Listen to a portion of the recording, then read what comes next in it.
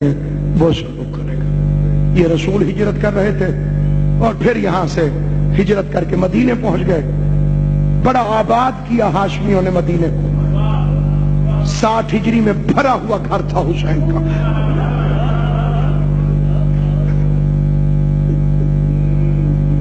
برابر کا بیٹا سجاد، جب گٹھے چلتے تھے نا حسین اور سجاد، پتہ نہیں چلتا تھا حسین کون ہے سجاد کون ہے۔ ایک جیسی داڑھی، ایک جیسا قد، ایک جیسا چہرہ، کیونکہ 28 رجب کو حسین بوڑھا نہیں تھا۔ بوڑھے ہونے کی علامتیں 3 ہیں کہ یا بال سفید ہو جائیں۔ 28 رجب کو حسین کی داڑھی سیاہ تھی، یا کمر جھک جائے۔ 28 رجب کو حسین کی کمر سیدھی تھی، یا آنکھوں کی بینائی کم ہو جائے۔ 28 رجب کو حسین کی بینائی ٹھیک تھی۔ یہ تو نہ ہوتا 10ویں محرم کا دن، اکبر کی لاش پہ آیا بینائی چلی گئی، غازی کی لاش پہ آیا کمر جھک گئی، اصغر کو تیر لگا سارے بال سفید ہو گئے۔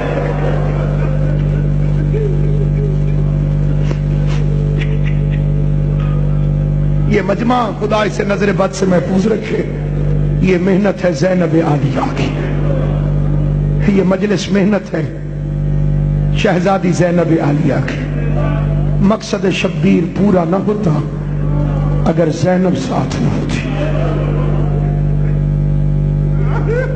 ہر ایک نے حسین پہ بیٹے قربان کیے، زینب نے حسین پہ نسل قربان کی۔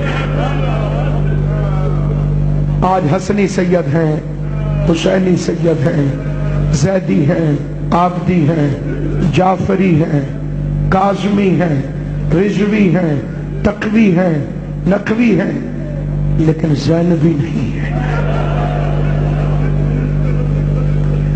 کوئی نہیں کہتا کہ میں بی بی زینب کی۔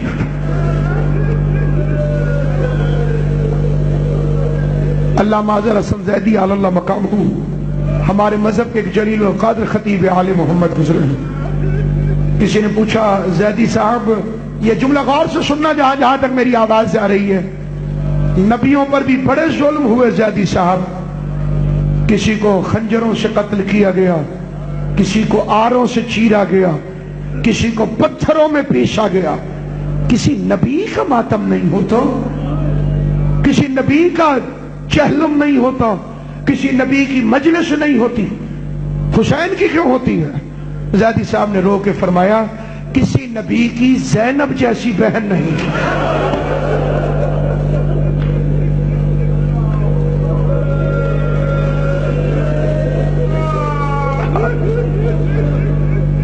بڑا عظیم نوحہ خان شاعر گزرا ہے، شبی بھائی زکی سرور کوٹی، اس نے کہ نوحہ لکھا، اس میں ایک شعر ہے، نام نہ پوچھو سر پیٹو گے، کام کی عظمت سے پہچانو، کون ہے بیڑا پار لگا کر ساحل پہ مر جانے والی۔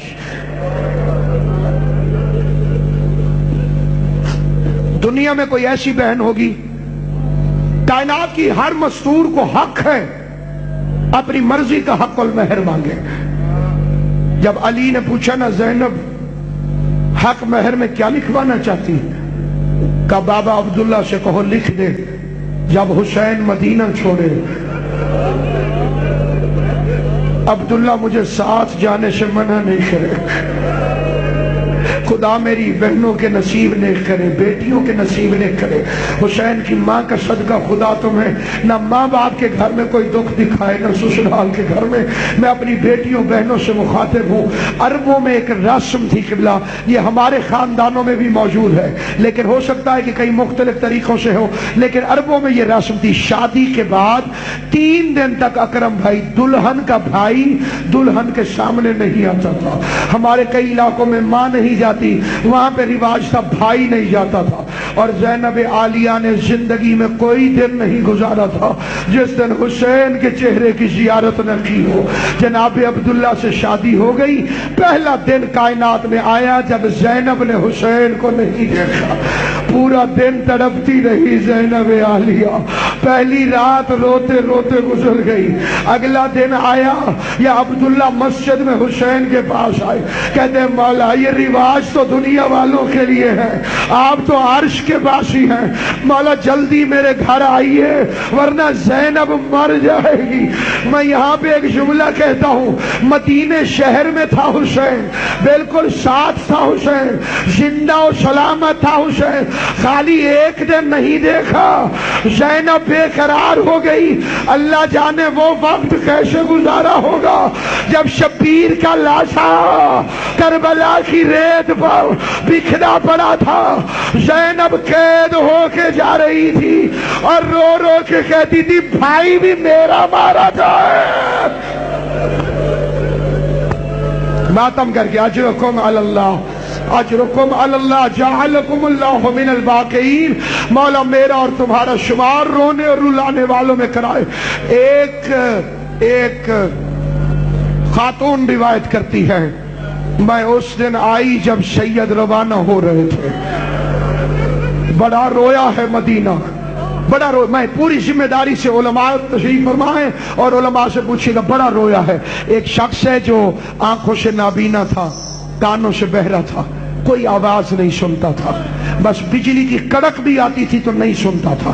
روایت لکھتی ہے بجلی کڑکتی تھی نہیں سنتا تھا، لیکن اس کو امیر المومنین نے سائس بنایا تھا، اونٹ کی رسی پکڑنے والا۔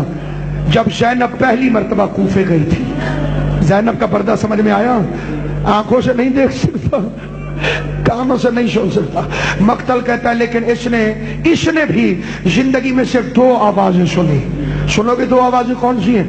پہلے اس نے اس دن عباس کی چیخ سنی تھی جب حسن کے جنازے میں تیر لگے تھے، غازی کی۔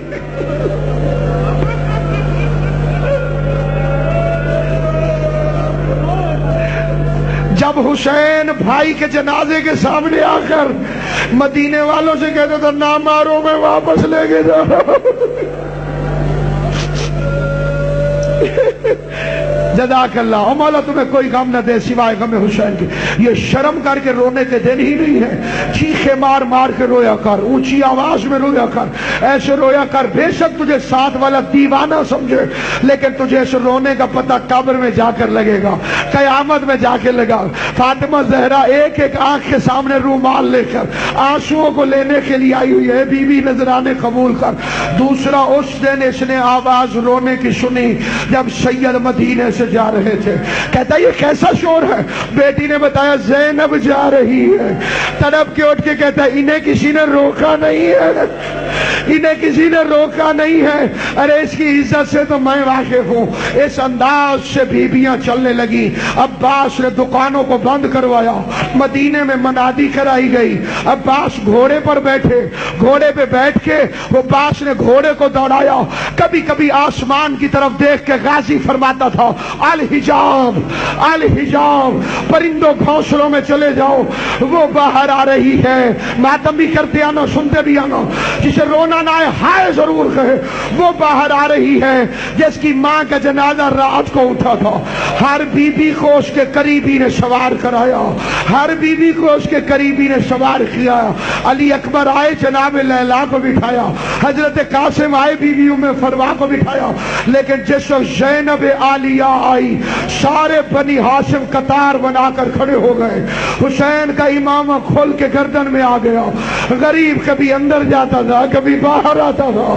ایک مرتبہ بی بی زینب، اب میری طرف دیکھنا جو دیکھ سکتے ہو، جیسے ہی علی کی بیٹی اپنے اونٹ کے قریب پہنچی، عباس اونٹ کے پاس ایسے جھک گیا جیسے نمازی سجدے میں جھکتا ہے۔ مطلب کیا تھا؟ بی بی مجھ پہ پاؤں رکھ اور محمل پہ سوار ہو جا۔ سجاد نے دایاں بازو پکڑا، قاسم نے حسن کی جگہ اونٹ کی مہار پکڑی، علی اکبر نے محمل کا پردہ اٹھایا، قاسم درود پڑھنے لگا، حسین یاسین پڑھنے لگے۔